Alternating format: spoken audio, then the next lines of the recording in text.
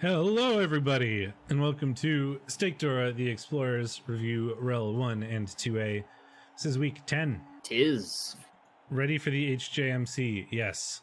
I'm looking forward to playing a match at a reasonable time instead of at like 3 in the morning for a one-day tournament. Yeah, both tournaments are extremely nice to East Coast NA, so I'm very happy. It's just like 1 p.m. It's amazing. Yeah. I'm going to be doing HGM. We're both doing HGMC and Chaos Cup, right? Yep. On the other hand, starting that late means that like my whole day is that, whereas with the ones that start at like 3 a.m., you know, I play them and then I have a nap for a bit and then I get up and it's still like daytime and I can do stuff, which is fine, but it kind of screws my sleep schedule.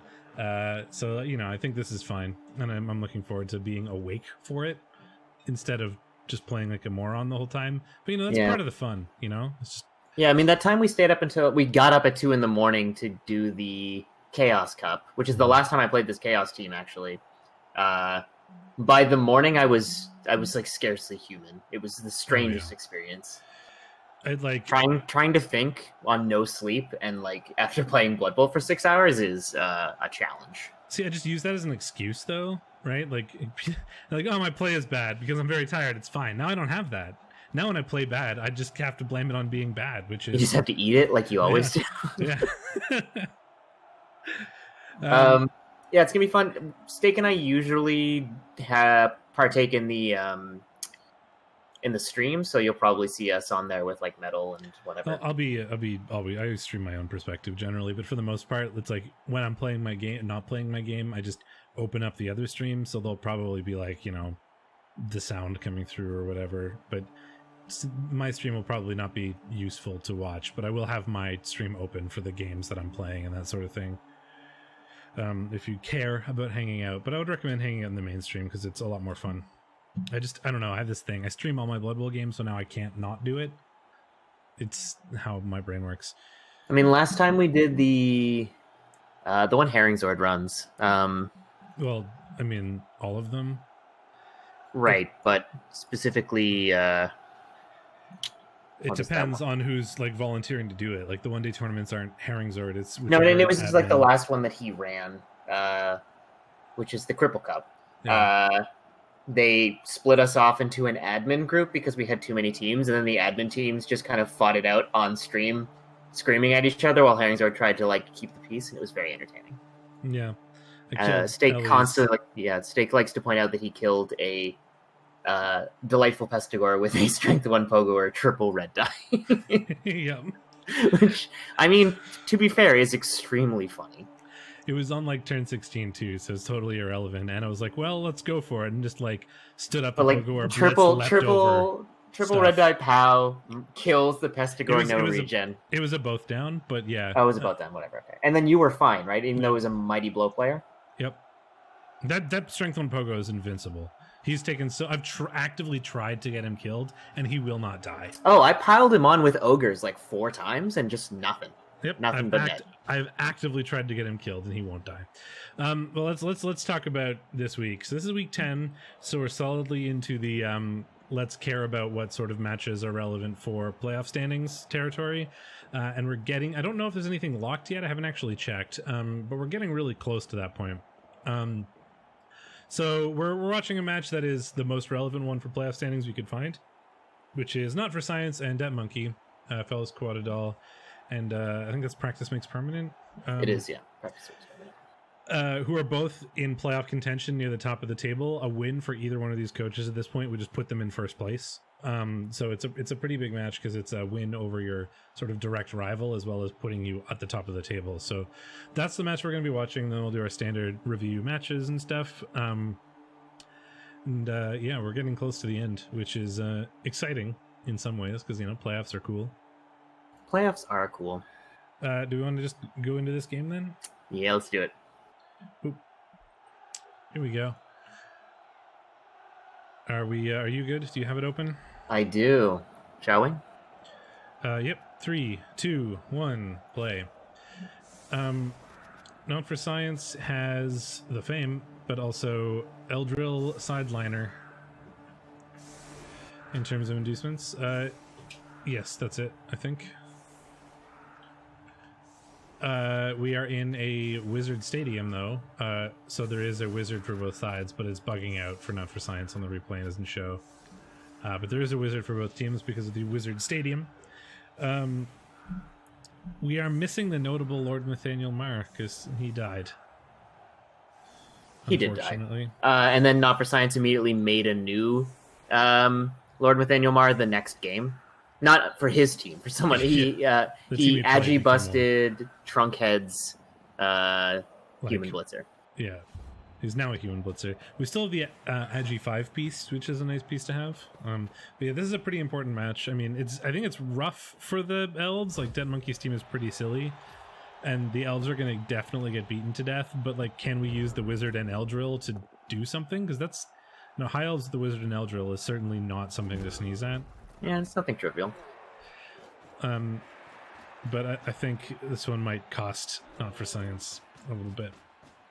Would not be surprised.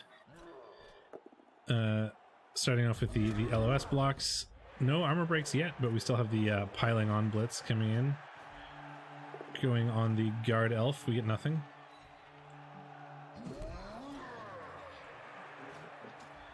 Yeah, he backs off. We're definitely not following that loner. We're just putting that's as far as that player could go. Then we cage up with the thrower. I mean, I guess we could technically foul that loner, but I think it's a bad idea. Yeah. Technically possible, but getting a stun at least. Well, surviving the line blocks is... that is the new Lord Nathaniel Marr. That's funny. I didn't realize he just hired a new one. Yeah, Lord Nathaniel Marr. I'm pretty sure they all have the same names. Like, we have a new Tenare as well. Like, the one who just ran is also Tenare. Like, I think he just keeps the same names. He does. Which is fair. I like to add numbers so that I can remember how many players have died. You know, when I'm on, like, Nido Kidney Disease the 5th. It's just fun for you, yeah. Yeah. At first I started trying to find new Pokemon puns, and then I very quickly ran out of both Pokemon and creativity. and started just picked the ones I liked the best and started renaming them that. That's fair. Hey, Zenrock. So there's a couple that have cycled in and out, so, like, Nido Kidney Disease the 5th is not specifically the 5th Nerva Warrior in that slot, I don't think, but probably pretty close.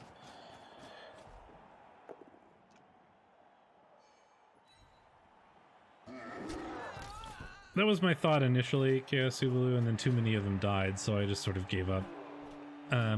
We have Tenare as the sort of token scoring threat for when we do some Eldril or Wizard things here, but like that is a meat cube that is going to be difficult to break into. Yeah, it's going to be a bit of a tough ask. Dead Monkey being pretty safe here. You know, at best we can get a like 5-man fireball, which the orcs would probably be extremely happy with if you did. I 5-man fireballed pretty successfully recently. I mean, it can work, but like they're all armor 9. They're unlikely to break things. You kind of need the ball carrier to go down, or else it's going to be difficult to do anything. And then the wizard is gone, and the orcs just don't have to care about it anymore, which is really what the problem is. I mean, but like it's just a matter of like how good your options are with the ball after things go down, I think. Well, right now, like you would have to basically get the ball carrier and the dirty player line orc down to be able to do anything with it. Like, if you got either of the guys on the left down, doesn't do anything because that blitzer is there. The front doesn't do anything because that blitzer is there. Like, it's not really a good... You'd have to get... Like, a sort of 5-man fireball is okay when there are many possible outcomes that work, right? Like, if I knock down any one of these guys, it's good. But more is a bonus. Boom. Like, that's fine. But if it's like, I need to knock down this specific guy, it's generally a bad idea. Troll being troll.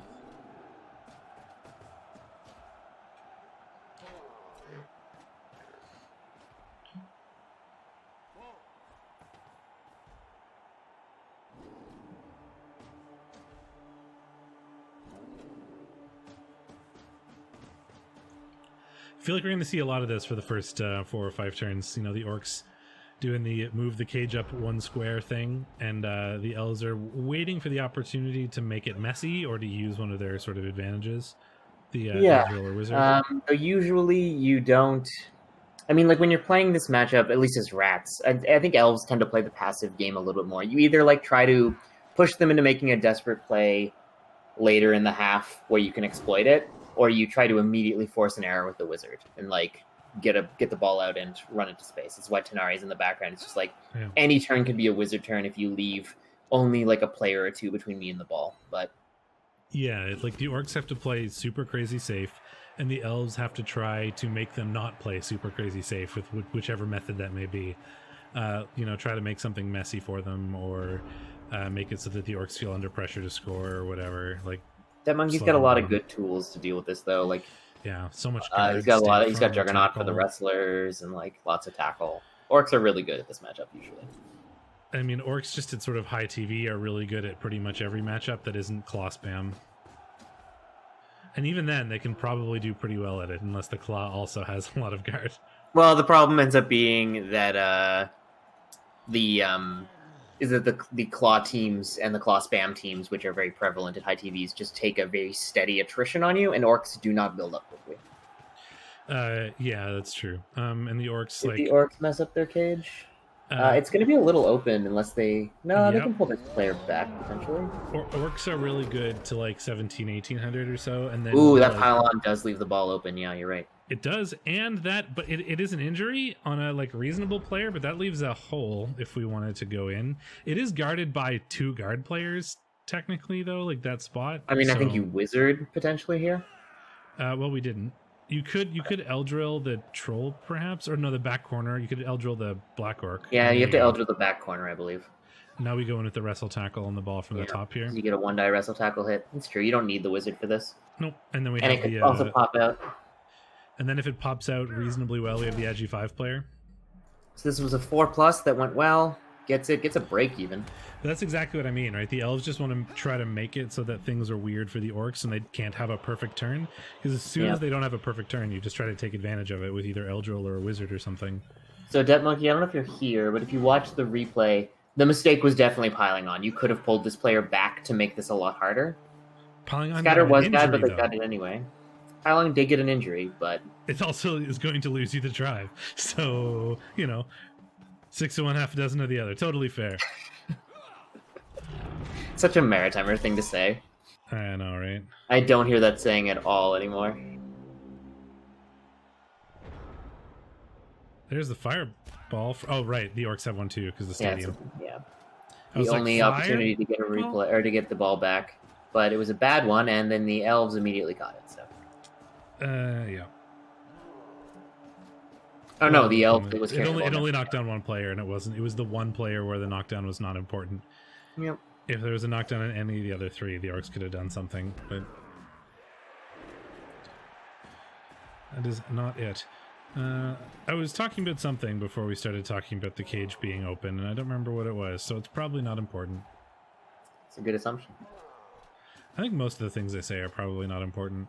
I think most things said are unimportant, if it makes you feel any better. No, I think that's an accurate statement, and I am part of most people, as much as I would like to not like that. All right. We didn't pile on this time.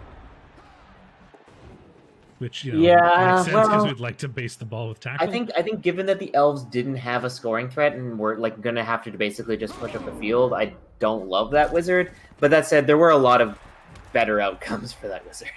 That was a pretty bad one. Thrower scoring threat. Well, this is a replay, Zinrock, so they're not actually playing this fast. Yeah, it's a replay, yeah. Oh, it's not a scoring threat because he's a thrower. Leap. Failure. Reroll. Huh. Still failure. He's okay, though. Well, this is where Eldril Sidewinder becomes Eldril Sideliner, I think, given that he's based against a Mighty Blow Tackle Frenzy player. What? How could you say such a thing? How could I say something so controversial and yet so brave? Yeah, that thing. Bonk. Bonk. That is a bonk. It's another injury. 2 elves down. We had a bench of 1, and 3 elves down. 1's a KO. We had a bench of 1, so we're sort of officially into guaranteed less than full team territory. Yep, called it. There it is. I knew that was gonna happen. He did what he was supposed to do. He absolutely did. I mean, we haven't used the wizard yet, and so we traded Eldril for a likely touchdown, which is kind of what his job is.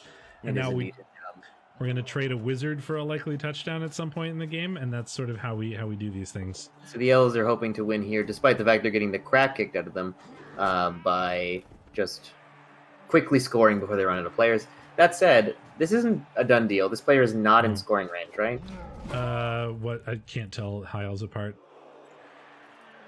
That's a cat. That's a lineman, so no, he's not.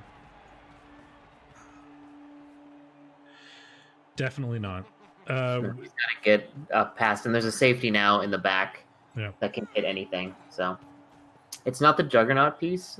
The Juggernaut piece is going to be based at least. Probably actually going to get blitzed. But here's my Tangerine Sour. Is it delicious? Oh, I'm about to try it. It smells nice. You smell nice.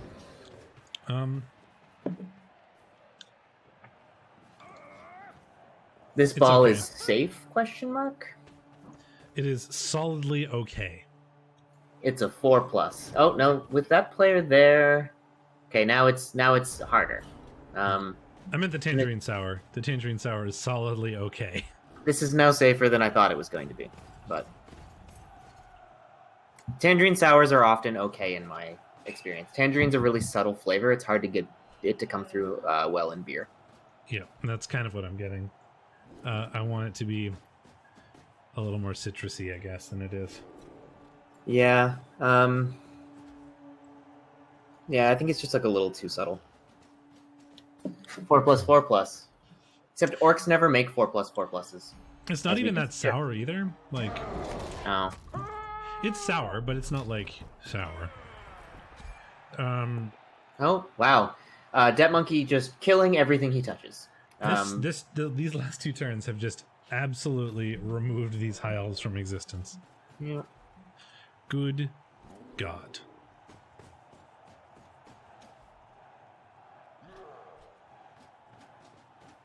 There are like 6 elves in the field now.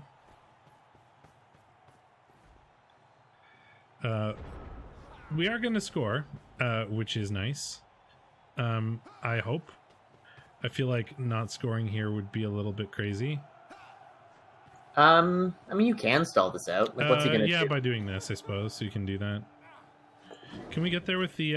Okay, that makes it better. I was going to say, the blitzer could still get there, right? Yeah, you'd have to cover the blitzer first. But we put the thrower in the way, so now the blitzer can't really get through without dodging, but that's still not bad. I would have put the thrower farther up.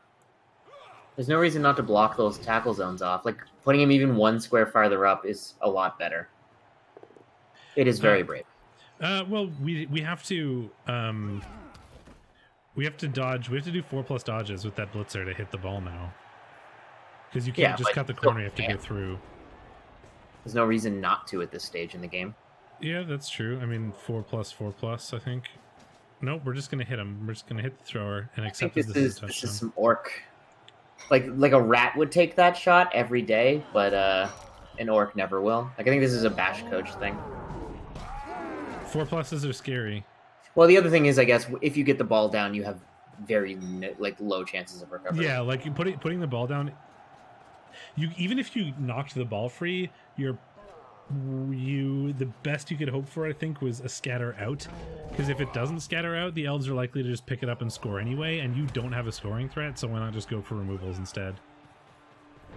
Like, I can see the logic. Like, it's very unlikely to stop the score. Not just because the sack is unlikely, but because the elves can just pick it up. Like, they've got an edgy 5 guy right there, and you're not going to get more than one. Is that a 1 in 9 block, or is that a blitzer?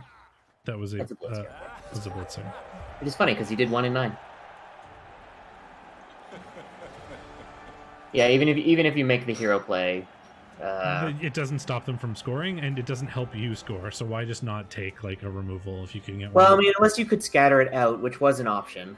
If you scatter it out, your odds of Yeah, I mean, it was like a 4+4+4+, one die.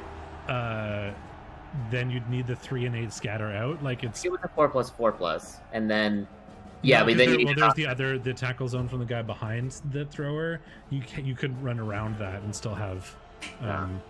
Like I think it was 4+4+, maybe 3+, but like there was another dodge in there. I think, pretty sure. But yeah, it wasn't great. But no, we do prevent the option of an orc 1 turn, but I think more importantly it prevents the 3 LOS blocks. It's really the more important thing there. Yeah, but I mean, given the state of the Kaz box, I think that was a reasonable decision. Yeah, it may have been a little bit brave to stall it, but I think it's right just because of that, right? Saving 3 Mighty Blow LOS hits when your team is already down 2 players. Probably a good choice. G5 has magnet hands. Yeah, that's probably fair.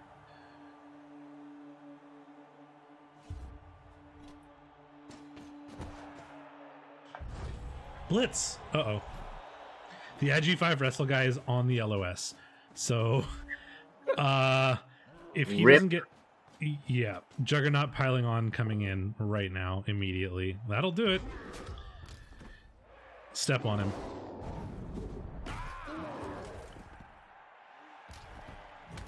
Oh, just a stun. He's okay, but... Oh, the stun's nice. He's gonna get hit again. And another one. And another one. Foul bait, yeah. Quick foul. Well, the DPs, both of the DPs, I should say, are currently based, so... They're on the LOS, so they can't act during the blitz. Wow, Ben, you're so informative. Like a tutorial. Am I? I don't know. Probably. I never downloaded the tool, so I don't know if I'm locked yet, so I'm going to make you check when you pull up the tool, by the way. I messaged you, and I told you in Unseen Walker's stream. Unless you've played another game since then. Oh, no, I think I just missed whatever follow-up message you sent. I said don't be lazy, and then did it anyway. Because that's you should have expected that from me. That's exactly what I've done.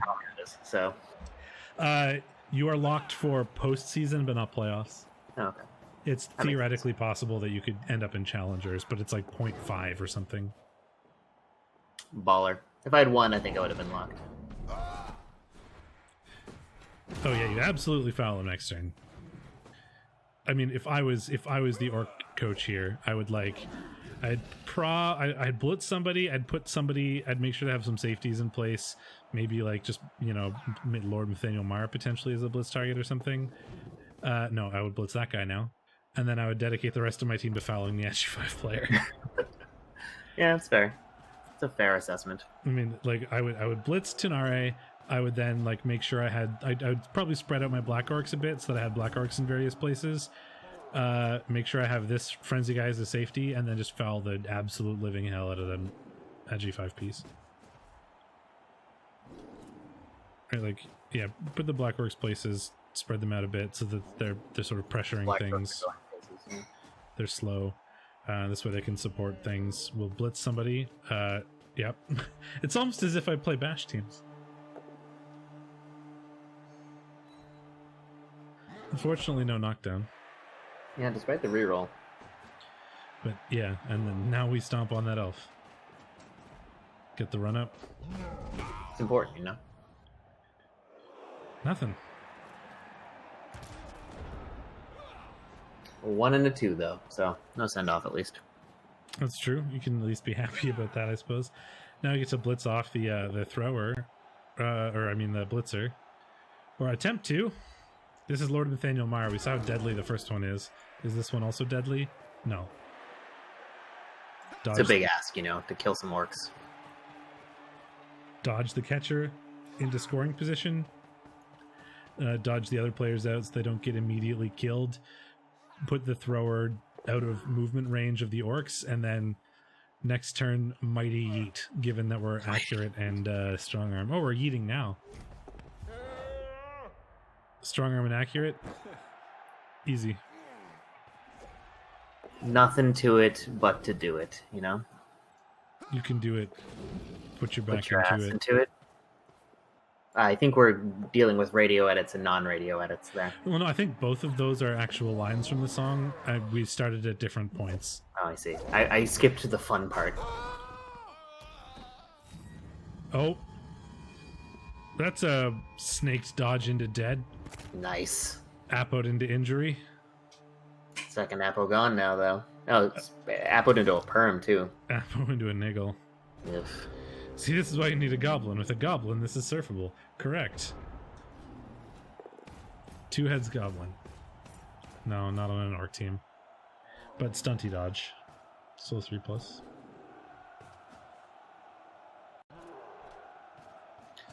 If you have a troll, why not have a goblin?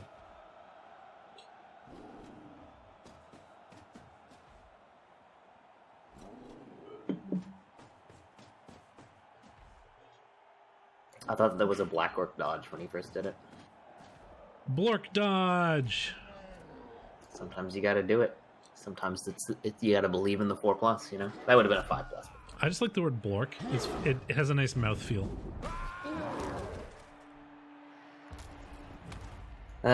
Never not pile on. Never not be piling on.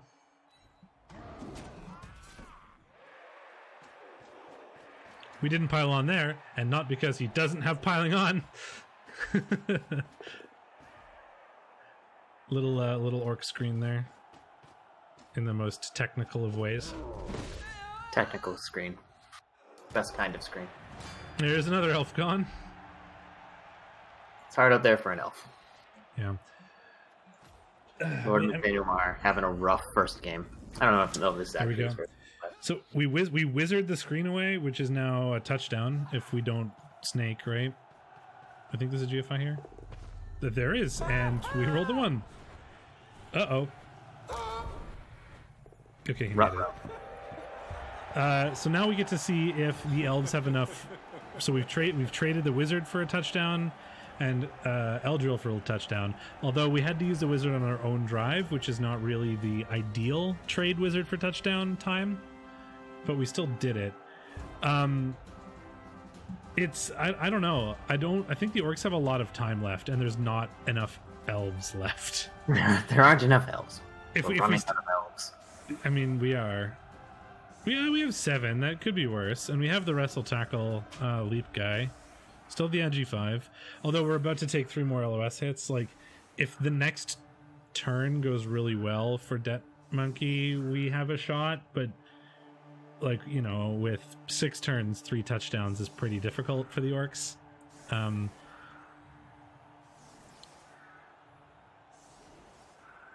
It looks like 2-1, but it does. Maybe the orcs can pull it out.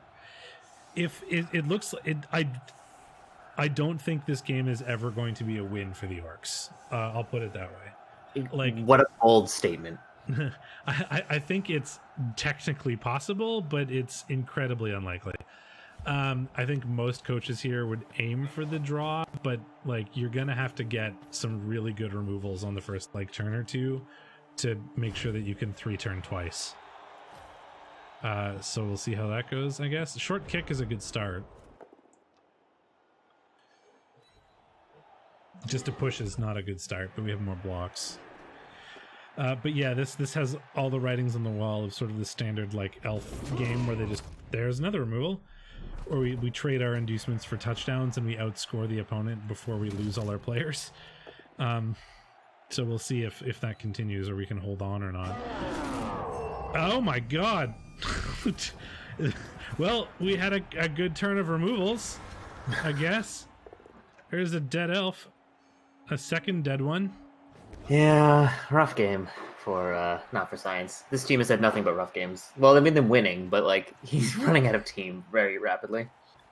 But as far as I can tell, losing players just gives him strength. This is exactly what happened this season where he lost a bunch of legends too. Yeah, he lost. Where I was like, I think this strictly makes his team better, and then he won a bunch of games. So limping to victory. That limping to victory is the not for science way. I mean, or just utterly beating people to death. Like he's really got 2 modes.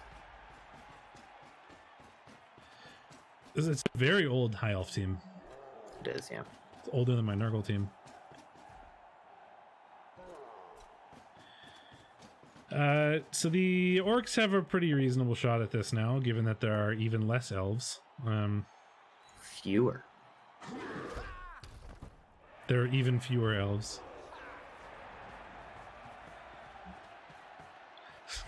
I am a scoring threat.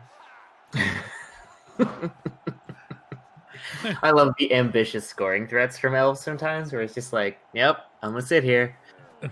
I have a scoring threat in 3 players.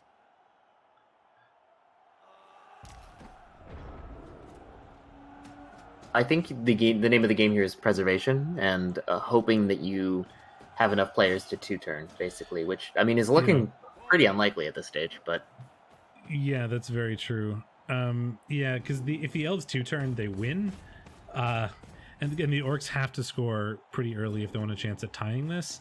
So that's a reasonable line of play, I think. The other thing is, you know, if the orcs score pretty easily here, the elves just need, like, they could try to just stall and, like, do the high elf thing where you just keep a thrower in the backfield for as long as possible, and then, you know, just punt it and then waste like 3 turns. And if they can do that well enough, then the orcs just don't have enough time to score. Yeah, Sublu, you realize this is as fast as orcs move, right? Like, it's not like they have a choice here. Their thrower is slow as hell. That's just thrower things. Movement 5, ball carrier. Not great in the word. And the cage is all black orcs, which are movement 4.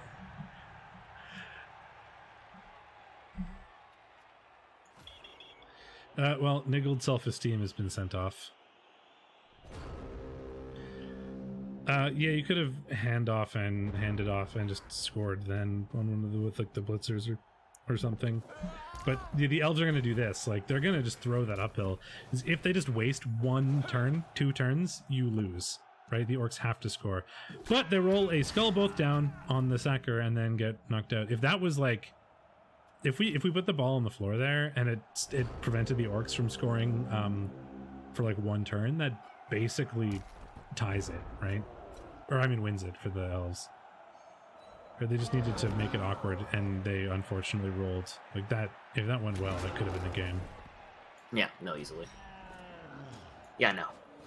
That's very Canadian. Yeah, no, well, I mean, it's a lot of things. It's very Australian too, weirdly. Very Commonwealth. I guess. Yeah, no, yeah.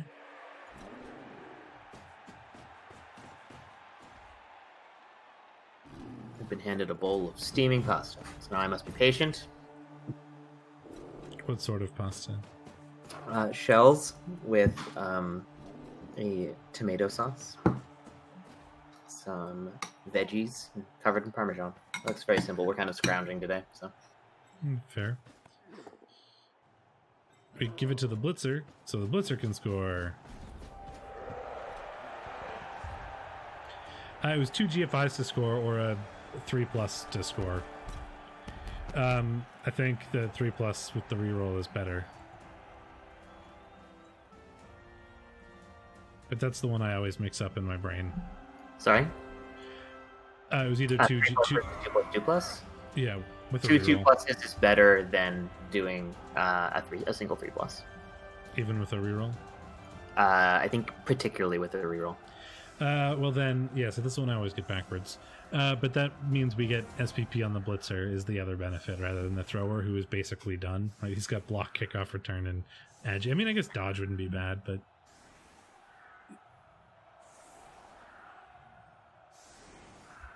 No. Without the reroll, 2 2+s is a 70% versus a 66%, which is a 3+. They're always better. The odds never flip-flop. That's not how... I don't think the odds... Maybe there's some chain of probability where it does, but... Okay, well, it turns out there's a tool for this. You have several degrees of statistics. I do.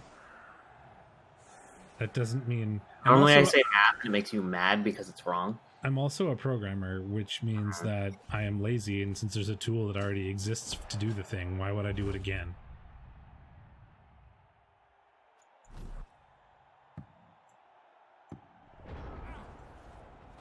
Yep, the 2 2+ is always better. That's what my intuition was, but... And now we're going to do the thing that I sort of expected, right? We're just going to try to eat 3 turns by hiding in the backfield, and then the orcs are going to have to go forward to pressure you. And I think we're on a 6+ intercept plan here. I mean, look, so now we have a scoring threat. The orcs either can take out the scoring threat, they can go forward to pressure the ball. Either way is not amazing. Oh, Juggernaut. Oh my god! Another, that's the 3rd dead this game, and that's also the Agi 5 player. Yeah, rip Unseen Walker again. And not Unseen Walker, not for science. I always mix them up for no reason at all. They're both just dying. Yeah, I mean, I don't know. I don't know anything about Not for Science. Like, I know that he is a person. He exists. That plays elves. And that is about the extent of the interaction I've had with Not for Science. I've recapped him for like 4 seasons in a row, but it's just not a super in public guy. Yeah, no, it's true. No, it's not, Stacy. This elf team has lost way more players than this. This team is older than my Nurgle team.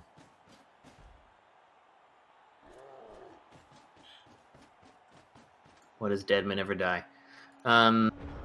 This elf team has had more legends die than most teams have ever had. Like, he's had 3 or 4 separate legend players die. Yep.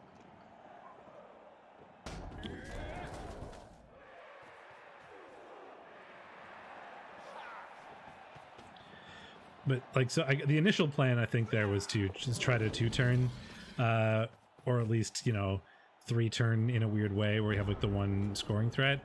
But now the idea is we're going to stall for as long as possible, try to take away turns, and if we need to, we have the thrower to strong arm accurate punt it, basically, to try to take away the orc scoring chance.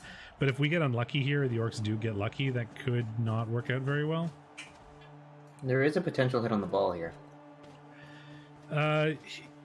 Is there? I mean, I think it's maybe a bit risky to wait for the yeet for next turn, but if we can get away with it, it's probably better, because there's going to be so much team committed to this now.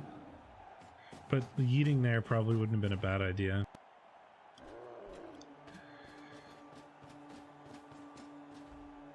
Are we hitting the ball? I don't think so. No, it looks like we're just trying to get in the way as much as we can.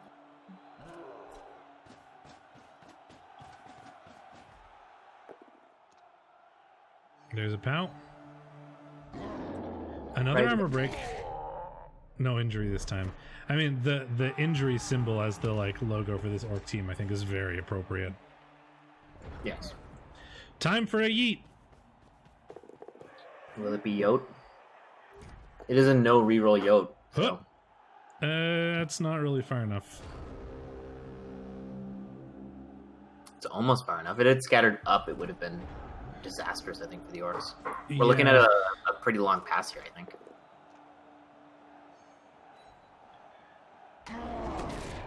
There's another armor break. Well, can we hand off? Yeah, we can like pass hand off. So you can pick up with the blitzer and then pass to like the dirty player Orc Lino and then hand off to the thrower. So it's what? 1, 2, 3, 4, 5, 6. 3 plus, 3 plus, 3 plus, 2 plus. And then another 2 plus for the Orc GFI. Because the 2 plus is the catch with the Agi 4 Orc. Failed the pickup. Okay, so now we can throw it to this lineman, so it's a 3 plus 3 plus again. Pass is good, or is that a 4 plus pass? That was just a 4 plus pass. 4 plus 3 plus. You would have been better off doing the GFI to make it a 3 plus, but that's fine. You would have, yeah. I think. I forget if that's the point where it's still good. Why one GFI is better than one GFI to make the pass is better than, or if it makes the pass better, 1 GFI is worth it. 2 GFIs is not. This match was better than I thought it would be. It was, and it was super relevant. In that I think the Orc team tied, rolled well. They certainly did. That was there was several moments in that game where if one dice was a little bit different, the orcs don't win, right? Like that last turn to tie it there, if the high elf leap into the cage worked, there's a lot of moments that could have been very different, made this very, very different. So it's pretty close, surprisingly, despite all those injuries. And it was super relevant because these teams were both, whoever team won would end up in first place in this div. But it turns out they tied, so now they're both tied for second. But it would have been, whoever won would have taken the lead in the div, so it was very important that way.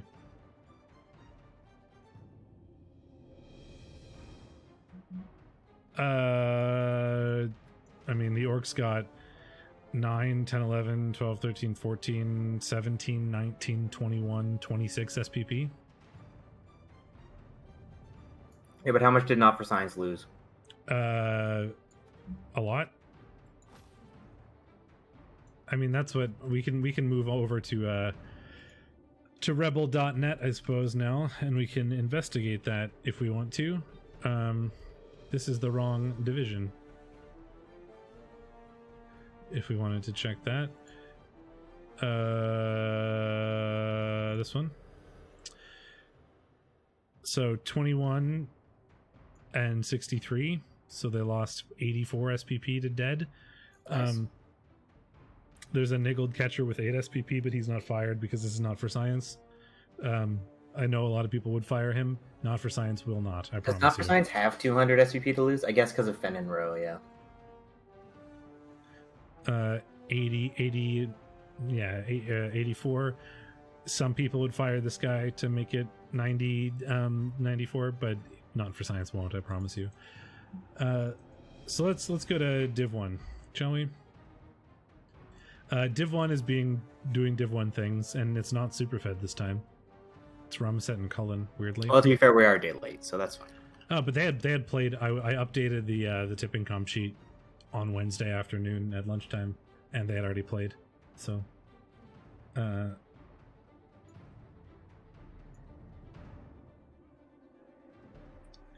they did play very early.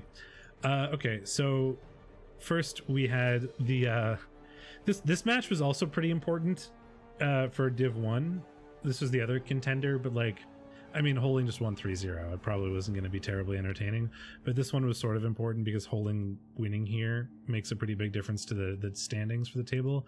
Also, the Ramaset game is pretty important for the standings on the tables. Those were contenders for this div, but we wanted to go back to Div 2, and that was super relevant, giving us 2 top 4 teams. So, but the Ordinary Elves won 3-0 over Uber's non-existent rat team. Right, there was a wrestle gutter runner, a rookie gutter runner, a lineman, and a blitzer. Like, that's the team. The Elves don't have much either, but they're giving away inducements. Oh, you don't have a result for Damn Yankees versus Commanders in Grief? Because they haven't played yet. Oh, fair enough. Yep. They still haven't played. I don't know what's going on there. Fair enough. But Holding won 3-0. 2 touchdowns from the catcher to level. The War Dancer, as we expected, was going to be just a terror in this match. 2 Kaz from the War Dancer. Like, how do rats without a team deal with that War Dancer? And the answer is you don't.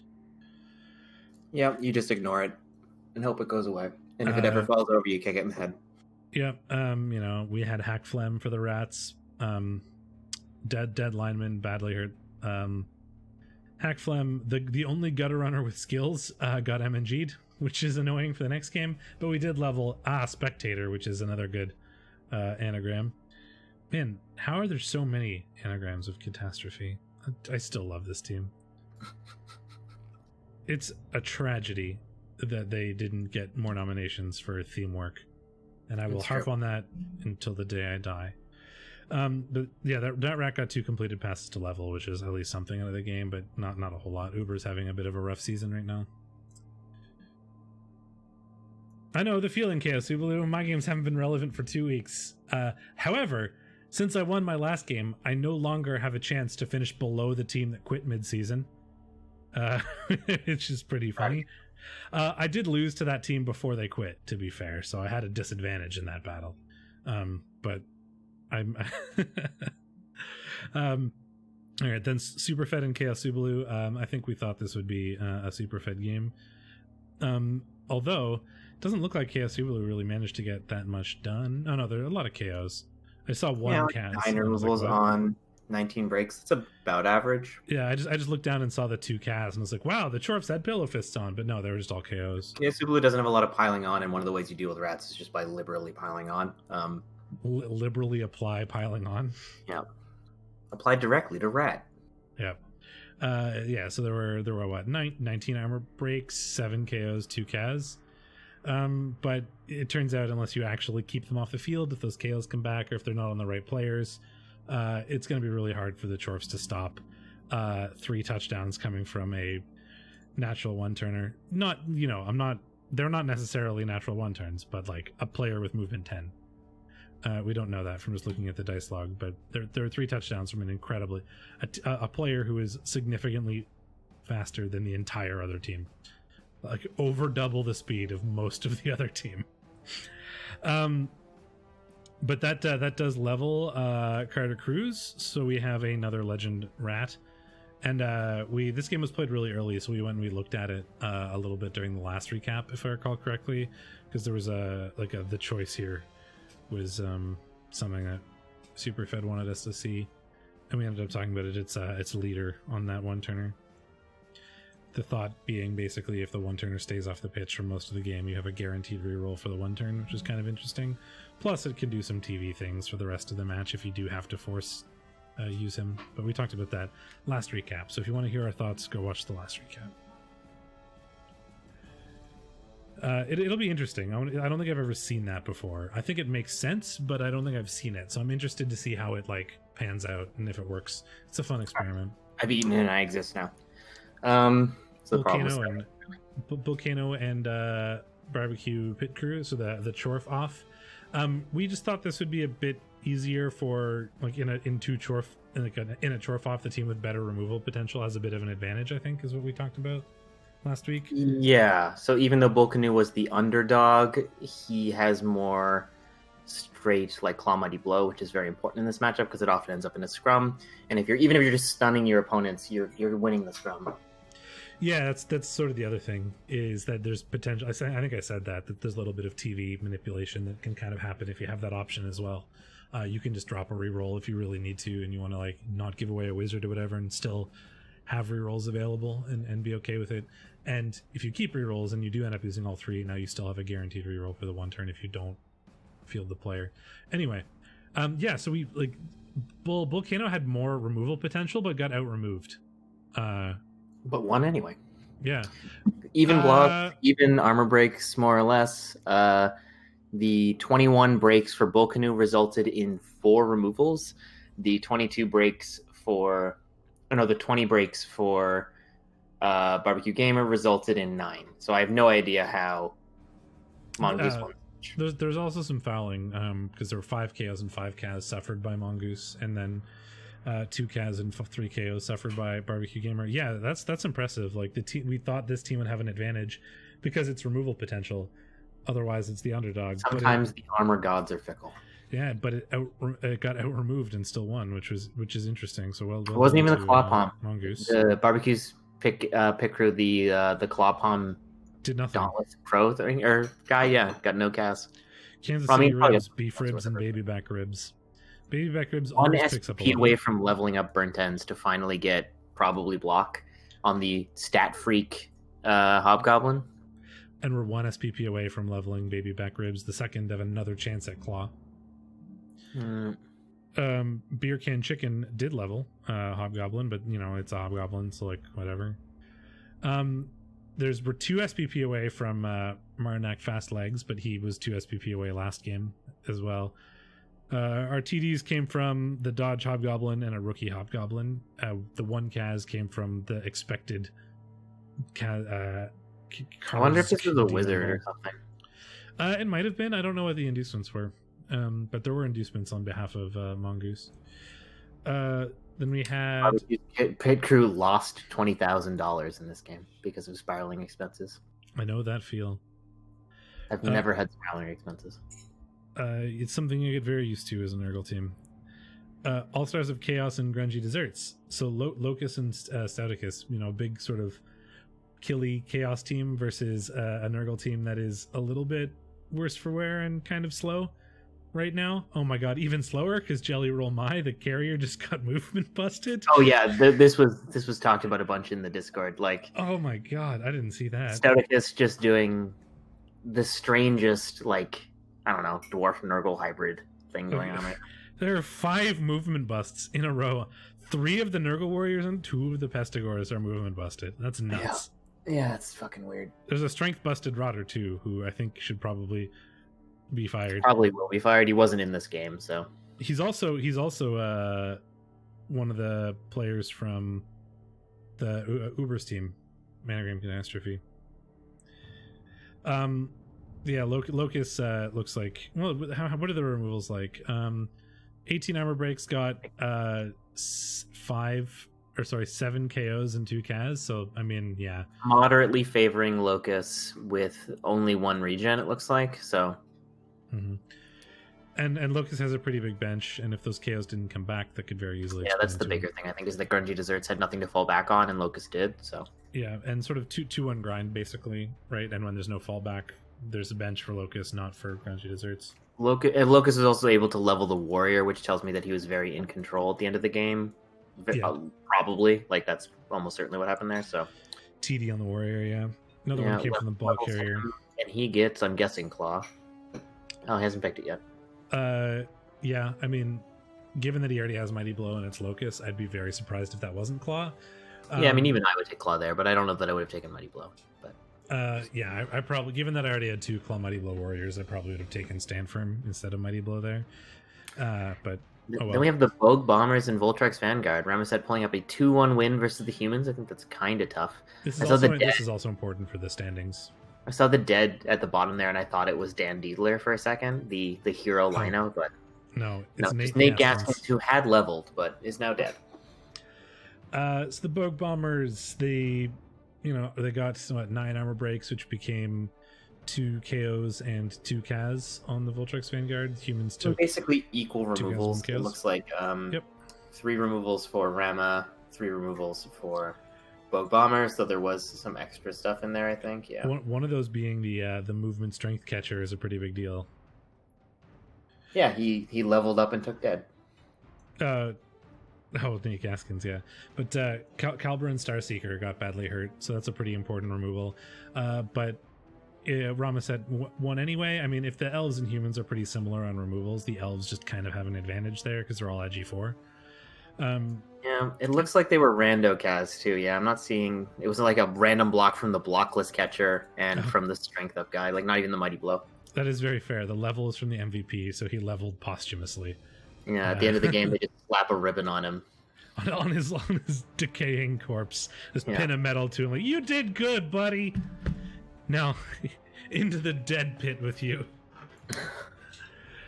Anyway, so the now punched by elves. In this type of matchup, that can't happen if you want to win. Basically, if this removal came super early, that could have contributed more to maybe like winning this one. But because that's a huge removal, but we still the Agi 5 guy, and I mean he got 3 passes, so like there was definitely some things going on there. And we did level Ynir Flame Shadow as well, so we have a second leveled Blitzer for Ramesset, which is nice. Yeah, I watched a bit of the Cullen Unseen Walker game on Unseen Walker's stream. Didn't go great for Unseen Walker. Nope. I mean, it kind of went the way that most Unseen Walker's games go this season, where he just doesn't have dwarves to do anything with. I mean, it's kind of funny because Unseen Walker armor broke the claw having team, but got out removed anyway, I think. It's kind of even, but favoring KOs. Yeah. Depends on how you look at it. They both removed the shit out of each other. I do remember that part. Yes, they did. But it turns out that if players are pretty even, the dwarves don't have an advantage there because they just become so slow and hard to protect. Yeah, I know he's kind of at a point where he's just protecting his team. So he is, yeah. And I feel that. I mean, if you're already out of playoffs, what's the point, right? And I'm the same way. I spent the first 4 turns of my game this week trying to vanity pass with Nurgle players. It's like I could move up the field, or I could just keep trying to pass with this guy to level him, which is basically what it like. So like, why not? Because you're already out of the playoffs, so it makes a lot more sense just sort of 3+ pickups are one of the reasons I'm playing Rats. Like I just got tired of chain failing 3+ things. I just picked different 3+s to fail, in my experience. Sagedorf leveled up with 1 completed pass. We got the vanity pass. I remember watching that and being very excited. Blackhawk also leveled with the MVP.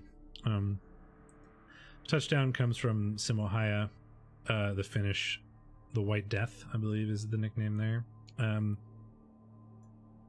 Yeah, I mean, I don't know what else you would take there. I mean, you could take Mighty Blow, but let's be real. He needs the card. So Colin wins that 1-1-0, and not terribly surprising. I don't think Ragedorf cares too much about the results anymore. Oh, I think he's considering re-rolling, but we'll see. I think so. But Are you re-rolling yet?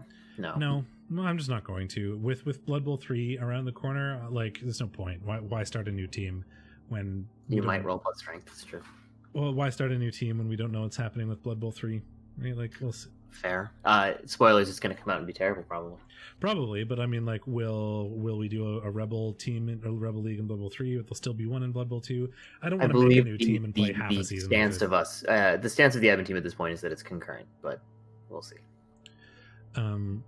So I mean, MMG on rookie warriors is the theme of these past few games. Colin lost, or not lost, but MMG to warrior, and so did Stacy. So I'm not making no leveling rookies for you guys. 3, let's put it that way.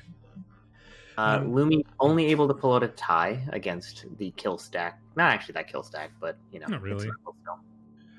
It's hard to call 1 Claw Mighty Blow kill stack. There's 2 Mighty Blow in the team, 3 if you count the Beast of Nurgle. It's very hard to call that kill. I think it's very unlikely they have classic level progression as an option.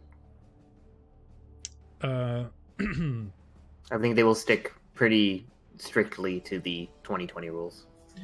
I remember. Yeah, I remember that. Lumi misclicked a blitz. Right. So I remember that being talked about in the Discord. But yeah, 1-1 between Lumi and Stacy here. Lumi suffered 8 KOs and 2 Kaz, like a lot of thralls going out. So potentially lost a bunch of players that way, and that's a huge chunk of the team. But apparently there was some mistakes. And it is pretty rough for Lumi in terms of the playoff chances. Like, we'll see that in a second. So that's a really, really, really unfortunate misclick. Yeah, both Stacy and Lumi in chat, for those of you watching later, sort of confirming that Stacy probably got a little bit lucky due to a Lumi misclick here for it to be a tie rather than a different result.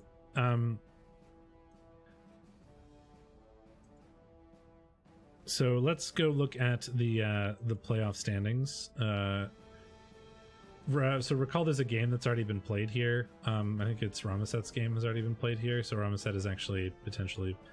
It is Colin and Ramaset. Yeah. So Colin and Ramaset are a bit higher than. Colin picked up a win there. That's not what I would expect. Not because of Colin, just because I think Ramaset tends to do pretty well against kill stack teams, but. It's also true that he doesn't get the armor in that matchup. I forgot to pull this up earlier, so let's do this now. So this we have Mongoose in first with 21. Right behind is Ramaset with 20, but that's potentially a bit lower, right? So Cullen could Cullen played him, so those are where they are. But Holing could tie for second with a win, or tie with Cullen for a draw. Superfed with 16, B-Dog with 12, KSU Blue with 11. The tie for Lumi putting him at 10. If he had won, that would have put him up to 12, which is a lot closer to playoff chances here. Man, there are many. I like that Div 2A and Div 1 are both led by lossless Chorfs. Yeah, turns out Chorfs are a good team, especially when coached by Agrain and Mongoose, who are both literally Super Bowl champions. It turns out Super Bowl champions are generally not terrible at Blood Bowl. You raised a good point. I'm going to pull up the div predictor, so give me a minute. I forgot to do this earlier because I am bad. So I think that the best team is still Jesters. There's a Necro team in 4A with 8-1 and 0. Okay, here we go. Here's the div predictor. Oh, and Sace. Sace is apparently doing really well. Oh no, there's a 9. Oh, the Red Joker is actually 9-0. So nobody's actually locked playoff chances yet, but it's pretty darn likely for Bull Canoe and the Voltrix Vanguard. Remember, this is including the match that Voltrix Vanguard and Wrath of Nuffle have already played. Wrath of Nuffle can still get knocked out, and that's because they've already. The reason it looks like this is because they've already played, and it's fairly likely that ordinary elves can jump over them because they haven't actually played yet. But Dreams of Golden Streams is still in there, even over Wrath of Nuffle. Right now, the div predictor thinks it's going to be ordinary elves, Voltrix Vanguard, Volcano, and either Wrath of Nuffle or Dreams of Golden Streams. Bogue Bombers, Chaos Subalu, Lumi. I mean, literally everybody technically has a chance, but it kind of falls off pretty seriously after the Bogue Bombers, who are the biggest sort of dark horse right now, I think. Below that, it starts to become a little bit difficult. But theoretically, Uber can get to 5th place, apparently. I don't know what world that is, but he could. Okay, so then predictions, I suppose. 4th place. I meant to say 4th place. Okay, so let's do predictions for this week.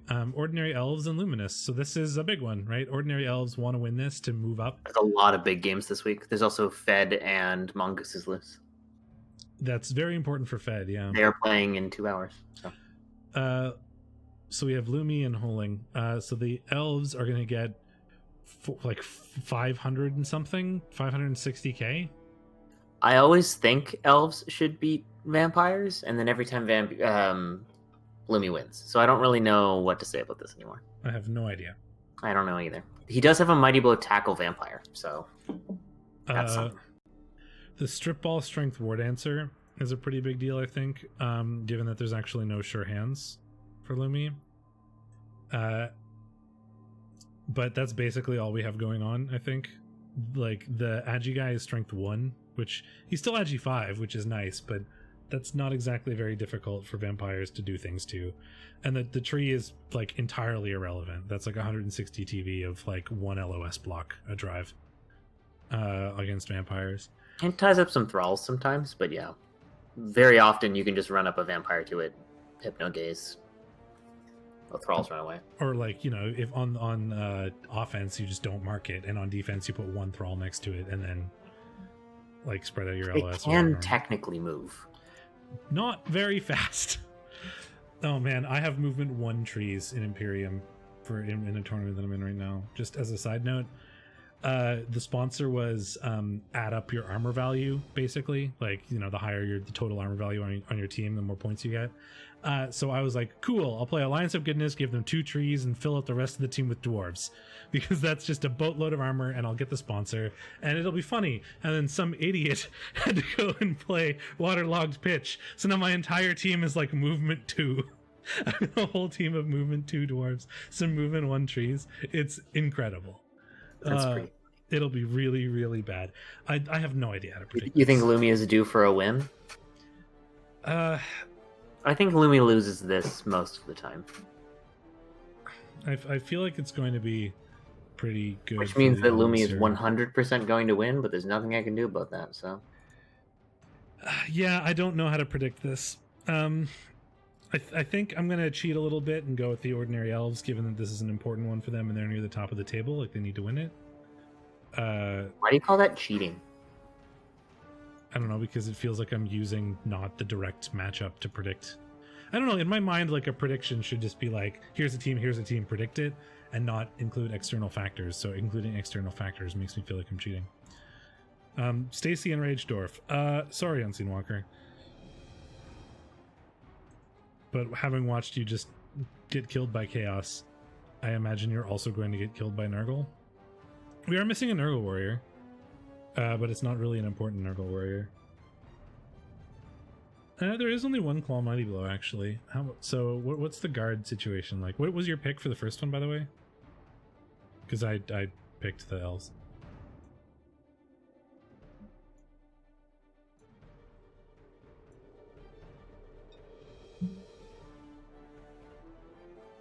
Okay, he picked the elves. Did he just do the thing where he leaves and didn't tell me? No, he's just not paying attention. Okay, that's fair. 1, 2, 3, 4 guard. I turned my back on you indeed. 1, 2, 3, 4, 5, 6, 7 guard. So it's not particularly killing Nurgle, but the dwarves have 7 guard to 4 guard, so like the strength advantage, it kind of makes up for like the guard differential there, right? There's a bunch of strength 4. So I think I'm gonna take the Nurgle. I mean, I think this Nurgle is also have an enormous bench. this kind of screams tie to me in a lot of ways. Oh my god, of course. But I think if someone does win it, it's probably the Nurgle.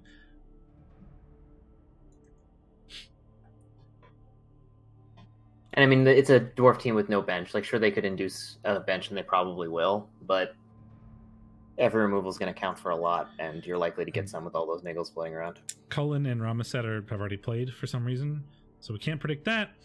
We have B-Dog and Stouticus, 1760 humans, 1900 Nurgle. Oh, I missed. I opened the Fed game twice. Humans are missing one of their catchers. They only have 1 catcher, but it is their best catcher. It's the movement 9-1. 3 guard, the 1 strength 4, agi 4, versus the slowest Nurgle in existence. I mean, I think I like the... I don't know. I was gonna say I like the Nurgle, but like the humans can just do elf things, and they're so much faster than the Nurgle. But the humans have no bench. Humans will get 140k, so they could get a wizard if they wanted to.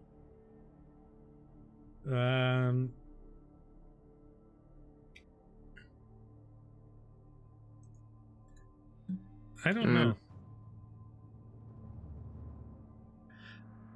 I think, man, we don't have the ball carrier either for the Nurgle, which is actually a pretty big deal. Given, isn't Dan Diedler dead? Why is he here? No, he didn't die. Oh, right, that was the other one. I thought Dan Diedler died, but he had not. Yes, you're right. I don't Diedler know. died. I mean, this is one of those matches where I could see either one of them winning, and not because it's going to be a tie, right? Either the Nurgle are going to kill the humans and win, or the humans are going to do what Not for Science, we just saw Not for Science do, where they win but lose their team anyway. I mean, against Nurgle this slow, I feel like the humans have a decent advantage. If they don't immediately implode. Plus, they get. But I think they have if they take a wizard, they have 0 bench, and then they're going to take 4 kilometers. Yeah, they've got to basically play like elves. They've got to take advantage of their tools while they have them, and then, you know, grimace as they 2-1 the Nurgle, but die in the process. So what are you going to take then? I think I'm going to go Nurgle. I think the humans have a pretty good advantage, but I don't know. I just have this gut feeling that says we're going to roll a million Kaz dice and the humans are going to die. Like, the Nurgle have 1 bench. Oh, the strength router gets fired. Could replace, but yeah. I mean, if this Rotter gets fired and they don't replace, the humans only get 100k, so they would need to spring for a wizard. So that could be a decent shout, but I also think you kind of want the bench against humans. You're likely to lose a Rotter or 2. I think both bombers have this. Okay, and that way we get a contentious one. Locust and Barbecue Gamer, 2270 Chaos versus 2130 Chorfs. That's a thing. 1, 2, 3, 4. So really, this comes down to like the guard, right? There are 5 guard for the Chorfs. Did I miss 2 games somehow? What am I doing? I don't know what you're doing. I'm like already on the Fed game. The Fed game is, yeah, you skipped 2 games. How did I even do that? I don't know. The Chorfs have 5 guard. I think this is the big question. You know, Locust is probably favored in the removal department, giving 3 Claw Mighty Blow, 2 of them Claw Mighty Blow piling on. But can we get those blocks? Yes, we have just as much guard. I think this matchup usually favors Chaos. Yeah, it's well, if the Chaos have a bench. The Chorfs can make things awkward in the big scrum because they've got 5 like guard stand firm players that are going to be annoying to shift. But as soon as they shift, the Chorfs lose, right? Like they're going to get snowballed against very, very quickly. Chaos if also something have goes a wrong. big strength advantage. Like Yeah. 4 warriors plus 2 pseudo warriors. It's gonna be kind of tough for the dwarves. Yeah, I think it's tough for the dwarfs as well. The dwarfs do get a wizard. Bully for them. Okay, now we can look at the game that you've been thinking about. Skaven versus dwarfs. Superfed gets 410. I mean, this is going to be a hell of a game to watch. It is 3 Claw Mighty Blow. We're Piling probably on. watching this one next week. It's very important for Superfed's chances. Fed has no claw, so there's his ability to generate removals outside of hobgoblins is negligible. Mm-hmm.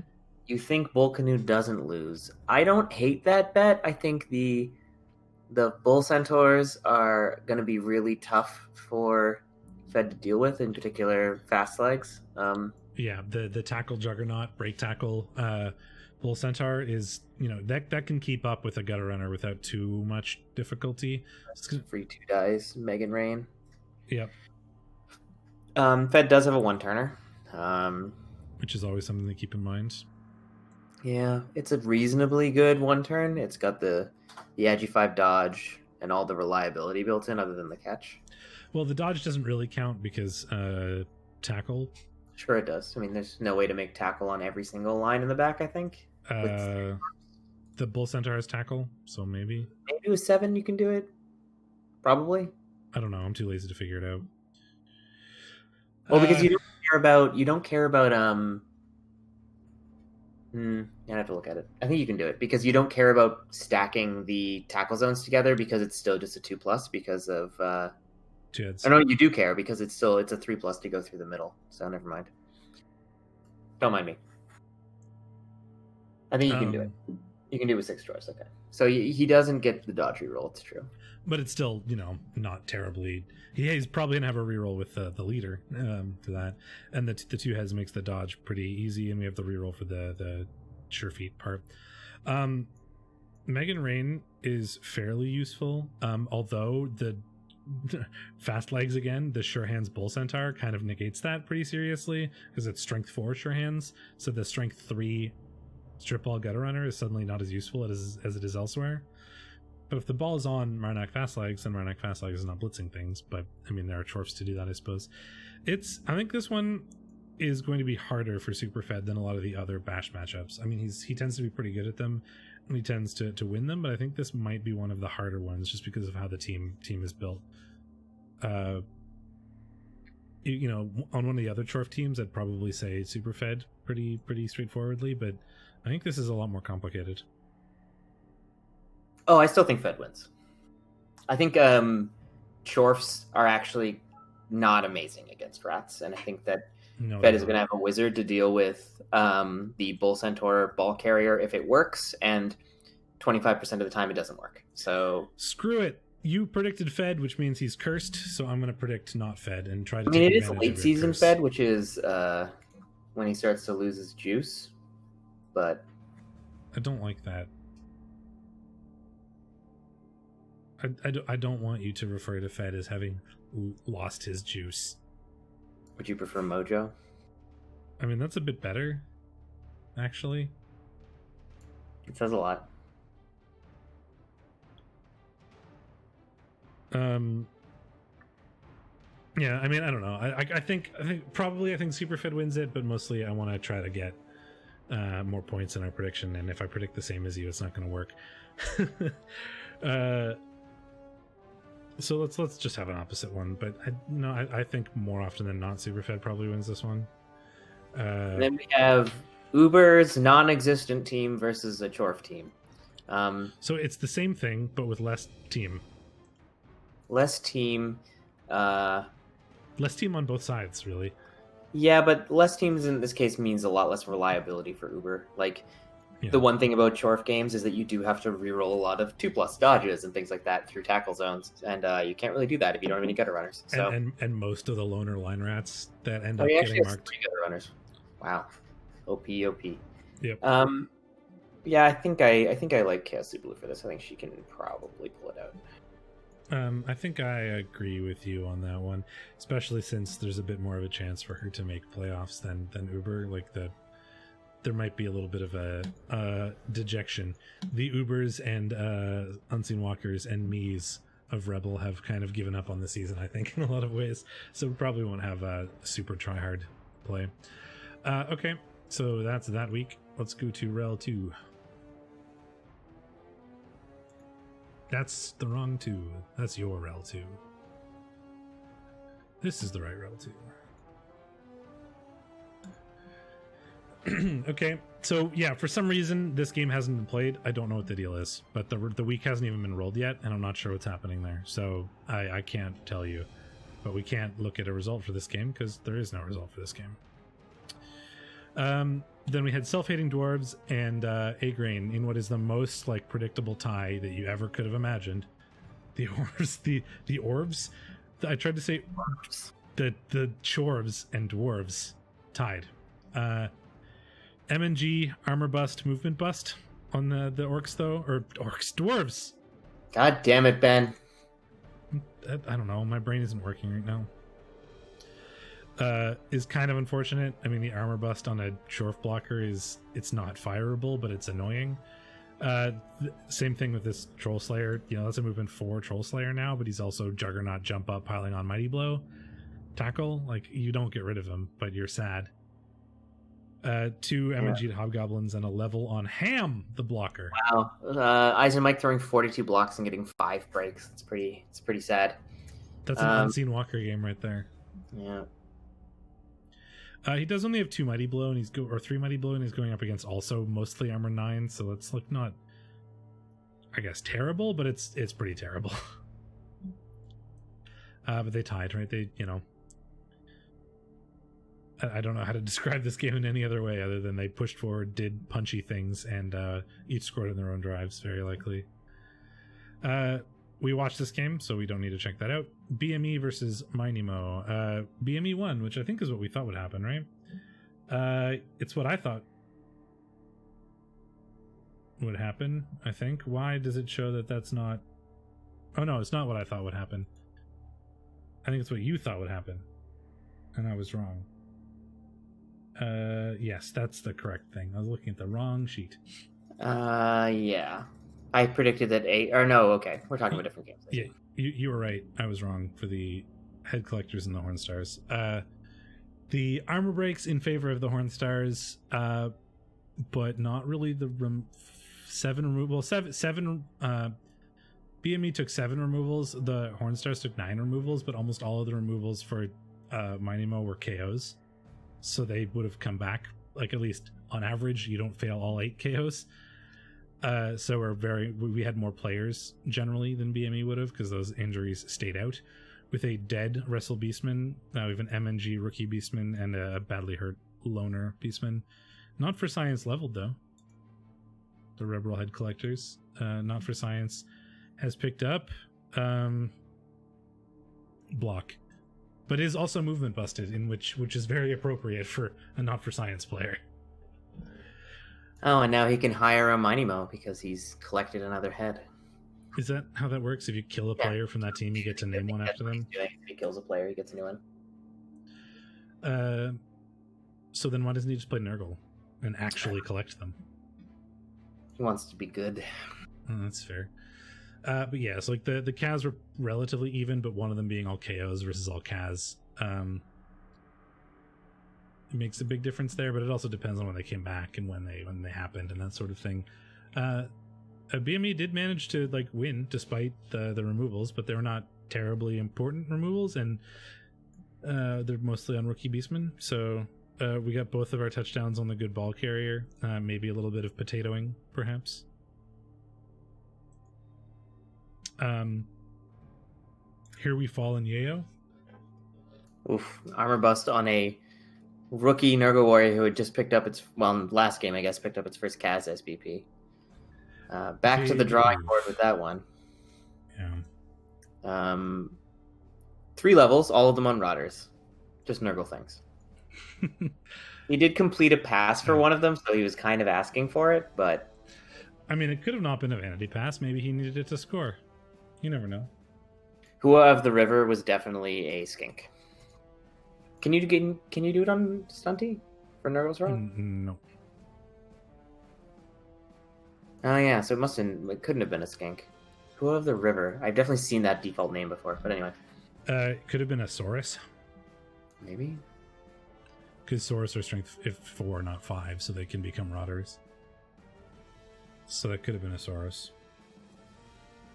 Who knows? Anyway, and here we fall, not taking a ton of damage, just a couple of badly hurts, and pulling out the win. So good game for him. Got 3 Kaz on the catcher. The Mighty Blow catcher just tearing it up. Yeah, apparently. A Festival out, and a Nurgle Warrior, and something that regen. Yeah, the blitzer that got him or badly hurt is a pretty important one, but he got badly hurt after he scored and had done his job, so it was maybe too little too late there. The other TD going to the catcher that got all the Kaz, so he got what, a 10 SPP that game or something? I'm pretty good. Or 9 SPP? I can add numbers. I even thought of that. The number in my head was 9, and then my mouth said 10. Yeah, I like that. It's like, no, the one that was in my head was definitely the right one. Don't worry about it. Yeah, I don't know what that was. I literally thought I did the math, and I added it up, and then my mouth said 10, and I don't understand. There's a pretty significant disconnect between my mouth and my brain sometimes.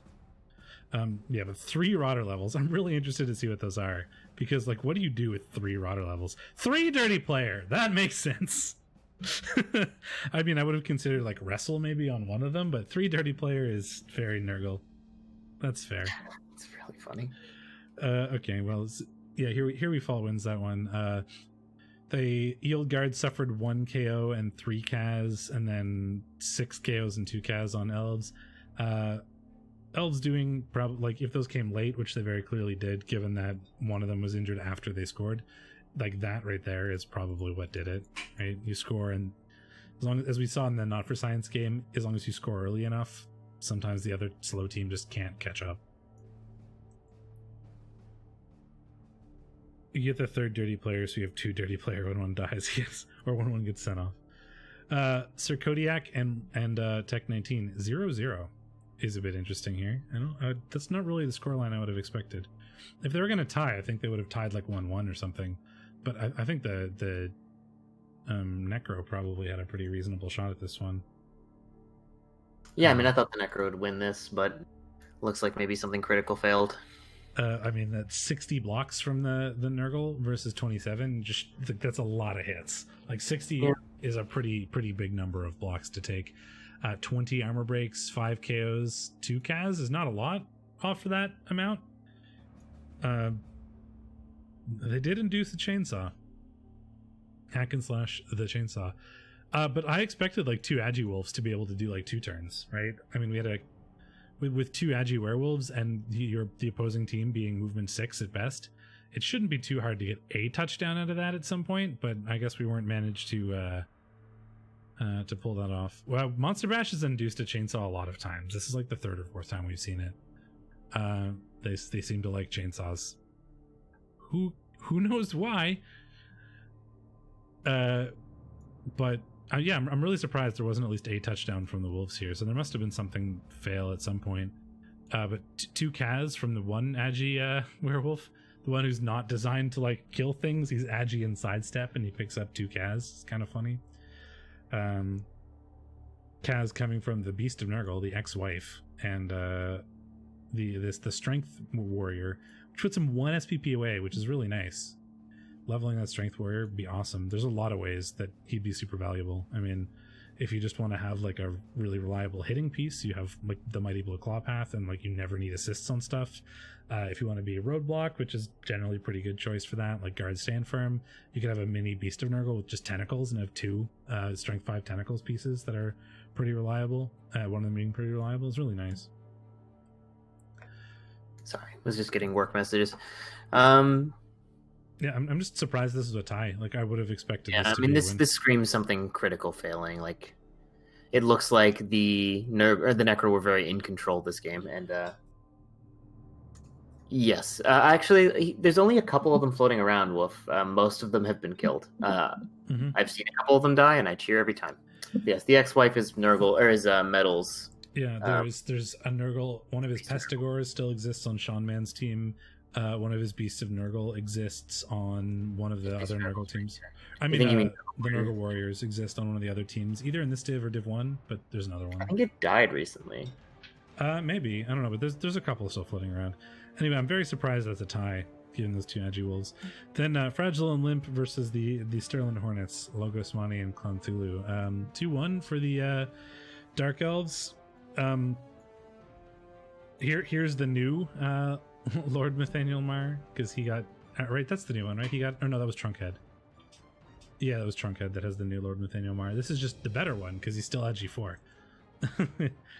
He only got one Kaz though against the Elves. You'd expect that to maybe be a bit better, but there's Sterling Hornet suffered 4 KOs, so maybe some of those are KOs. But this is a pretty good piece as an Elf team against another Elf team. 2 deads.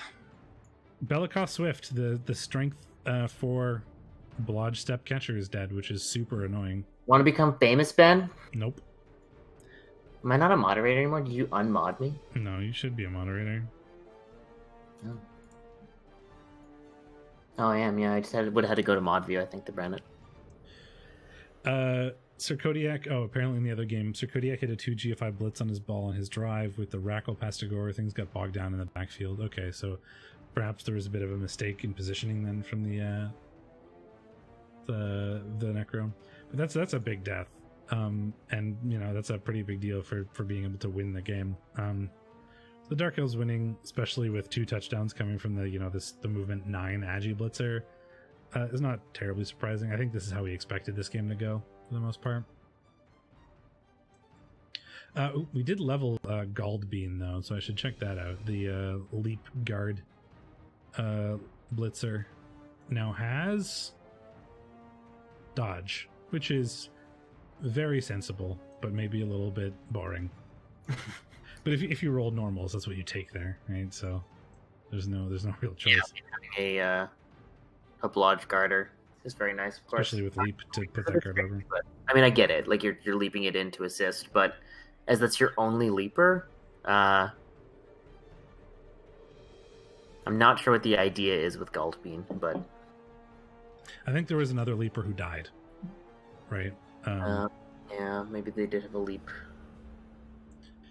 If you look at previous players, yeah, there it is. There was a leap strip ball block tackle player who is no longer with us. Fair enough. Okay, so let's standings that. So this is the div currently 2A.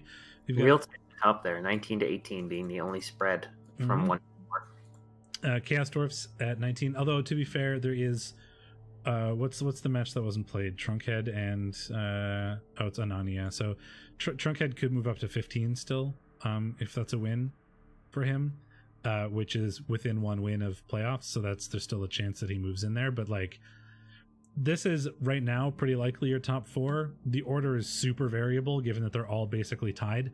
19, 18, 18, 18. And this is why the Not for Science Debt Monkey game that we watched was important.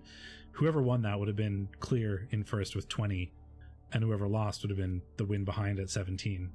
So winning that for a team would be very important. The fact that they both tied makes things pretty complicated in here. Because there's a lot of movement that could still happen. And that's pretty reflected by our little div predictor here.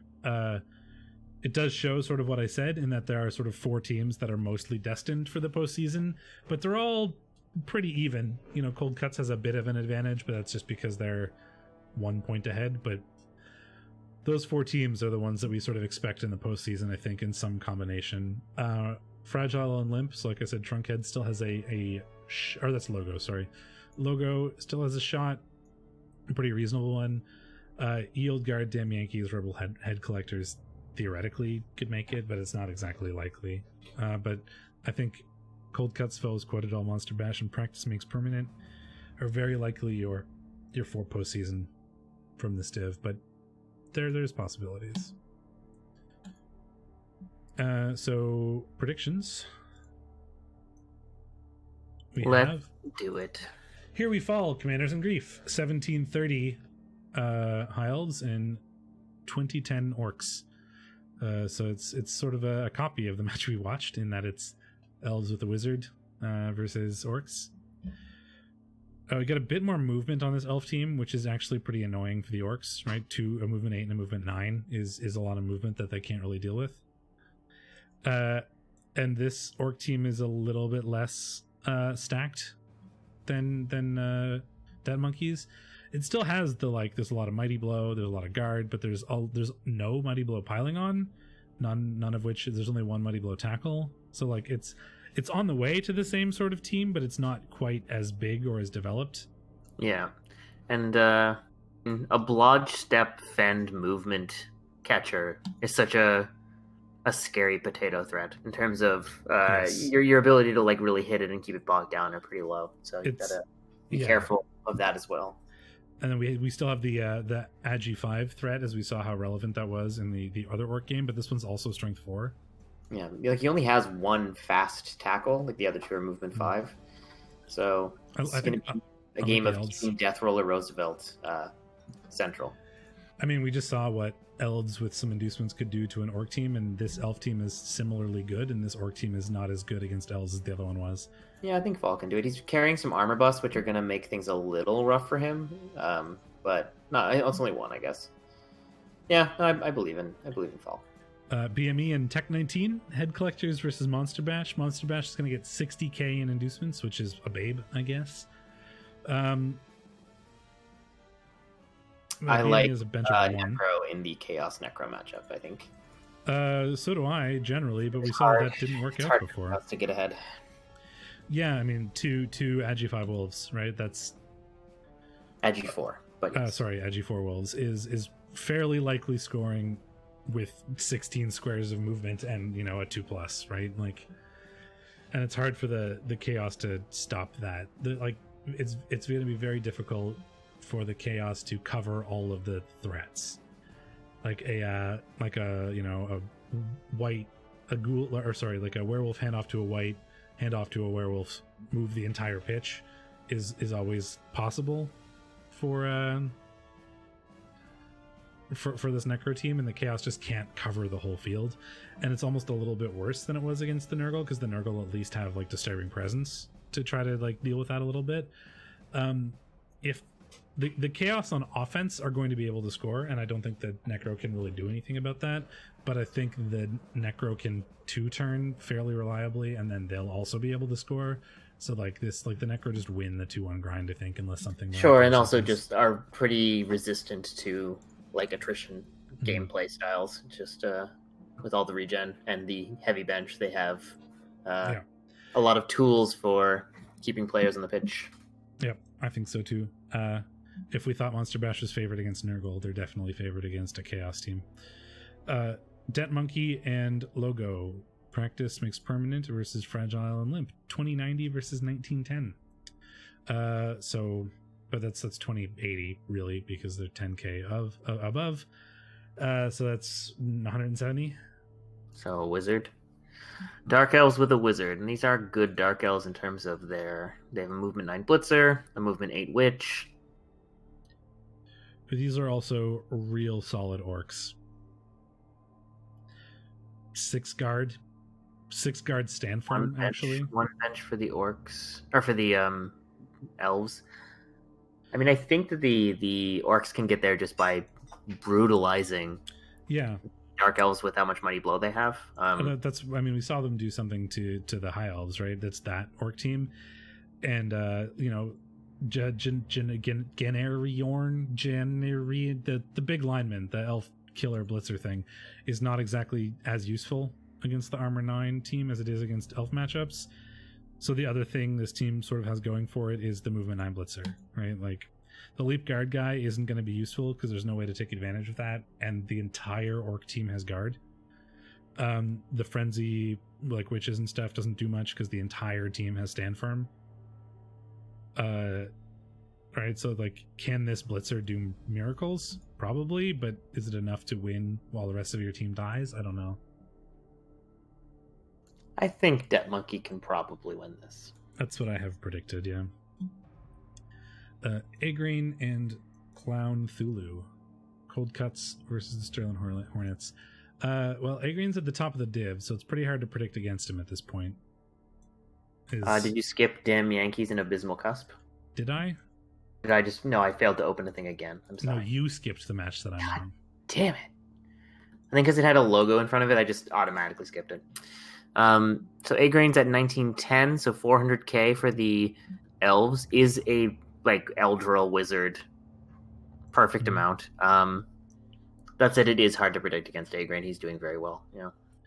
Yeah, I mean, four Claw Mighty Blowchorfs, a lot of guard. The Claw is not terribly relevant against Pro Elves, but that's a lot of Mighty Blow that's just going to be going against, loners, because we're going to have LOS rookies, given that there's only, 8 players on this team. Two Niggles, one of them being probably one of the best players on the team. Although he's not terribly relevant, like the diving, the sidestep lodge is really annoying, but what is the diving tackle going to do against the Chorfs? That's the Chorf option was never to dodge away there, it was to punch him until he falls over.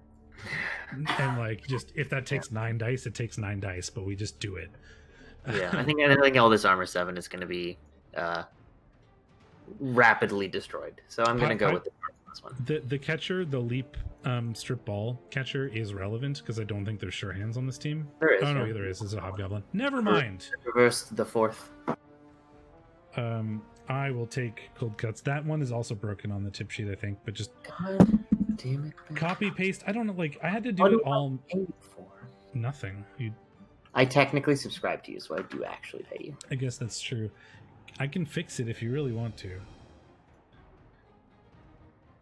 I think I broke the sheet. No, it's fine. I don't know if you have the macros enabled, but if you do, Control Alt Shift 1. I did break the sheet. Yeah. It's fine. I fixed it. How did you break it? I just dragged something over to a different cell accidentally, and now it says ref. I broke a reference somewhere. Well, there just shouldn't be a field there, so I don't know what you did.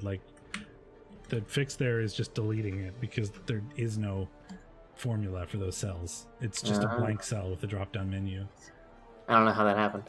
Neither do I. Oh, because I dragged it over to a cell that did have a formula, which is the copy. Oh, so this one is now broken. So just copy one from nearby. Okay, I can do that. This one is broken? I fixed it, I think. Yeah, it's fine. Baller. Okay. Where was I? I was saying that one was broken and then predicting it correctly. Cold Cuts, yeah. So Trunkhead and Abysmal Cusp. It's hard to say what Trunkhead's team state is going to be in, given that he is playing Orcs right now, or supposed to be. I believe it is being admin. I was just looking at something on the admin Discord about that. So Trunkhead will get a win, I think. I don't know. I'm not an admin on this, obviously, but I think the REBBL, the scheduling thread had a bit of a gap for responses. Okay. So let's assume that Trunkhead's team is the way it is, but we'll have John Rambo back. Couple guard Dark Elves, just the strength Dark Elf. So that means that his team will be at not 1610, it'll be at 1840. So he'll get 340, I think. Yeah, against this Nurgle team. Sir Kodiak's Nurgle team. Biogenic Revolution is surprisingly relevant. Tackle, Mighty Blow, Claw. Dark Elves often have a lot of armor 8. Systemic inequality is a pretty big deal, which is both an accurate statement in real life as well as Blood Bowl. Yes.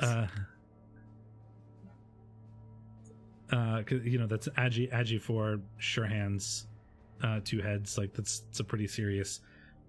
We can dot. Even if the elves screen, the Nurgle can roll a couple 3+s and probably still score.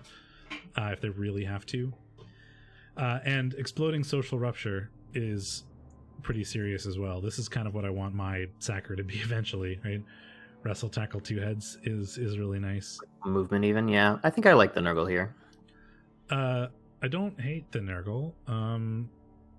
The Agi 5 Witch Elf is very annoying. the double guard stand firm blitzers is also very annoying. And the Dark Elves still get a wizard, even with that player back. The ex-wife exists, which is a thing that's nice to have. I am going to look at the standings and pick whichever one is higher. Fair. Which is currently Trunkhead. So we'll do that. Because I think it could go either way. Like, I don't know. I'm just thinking, like, I play a lot of Nurgle, and if I was playing this Nurgle team and seeing that Dark Elf team, I'd think I could win, but I don't know if I'd be confident about it. So I'm going to take the Dark Elves because they're higher in the standings, basically. Yeah. I think Yayo's team beats Dwarves. I think most big Nurgle teams beat Dwarves, but I think in particular... Oh, God, yes. Okay. Sorry, Azumite. Good luck. Yeah, 1,500 Dwarves versus 2050 Nurgle, where there's 3 Claw Mighty Blow. One of them is piling on. You know, we have the Sure Hands, 2 heads.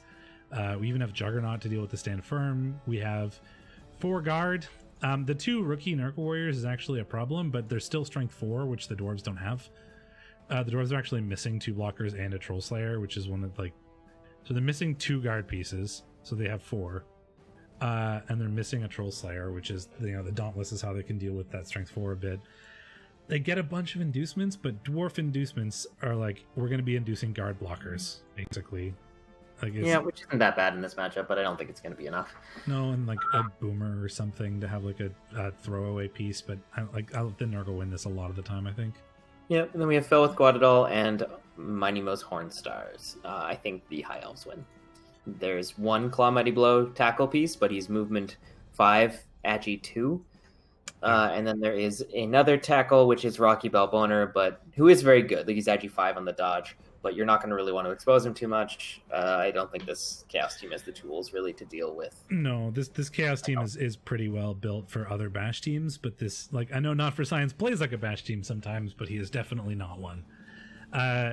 Like, most of these players aren't terribly useful against Elves. Like you said, Rocky Balboner is good, but against Elves, it's like not enough almost. I have almost this exact player, except he has dodge instead of big hand.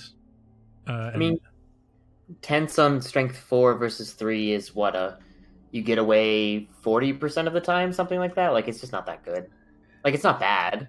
It's going to cause some turnovers. It's going to cause some like problems, but it's not really like the tense tackle stand firm is relevant. I mean, what's the roll? I don't remember what it is. It's 42% for 1 strength difference. But I'm trying to remember what the exact rule is. It's like, you know, you have to roll higher than 7, but you add your strength and take away their strength or something. Something like that. That would make it an 8+, which makes sense. Yes. So an 8+ is, yeah, like 42%, I think. So that's so far my headcanon is right. Yeah. To get away, which is not, yeah, it's 2d6 like plus strength minus strength, but then you have to beat a certain number, and I don't remember what that number is. I think the number is a 7+, yeah. So it's the difference between strength 5/10 and strength 4/10 is really big, because it turns out the difference between a 7+ and an 8+ is pretty serious. It's an 8+ and a 9+ even. Or sorry, yeah, 8+ and a 9+ is very serious. It's the difference between armor 7 and armor 8 in terms of breaking on non-mighty blow. Yeah. Yeah, and I have a player that's very similar to this Beastman, and he can do things like you can often cut corners or dodge in, and since they have horns, you're still getting 2 dies very frequently on potato-y sort of teams. But that works a lot better. Guy, but he doesn't have dodge, so you can't really do the many tackle zones thing because you're inevitably going to hit a 1, right? Well, yeah, exactly, and that sort of thing works better against bash teams because you don't have recovery, right? Like, just putting the ball on the floor doesn't really do anything against elves, but if you're playing against like other chaos or dwarves or whatever, and you can put the ball on the floor and make it messy and buy time for your claw to start doing things, then that helps. Like this sort of player actually helps more in a bash matchup, I think, than it does in an elf matchup, although it's definitely useful in a bash matchup.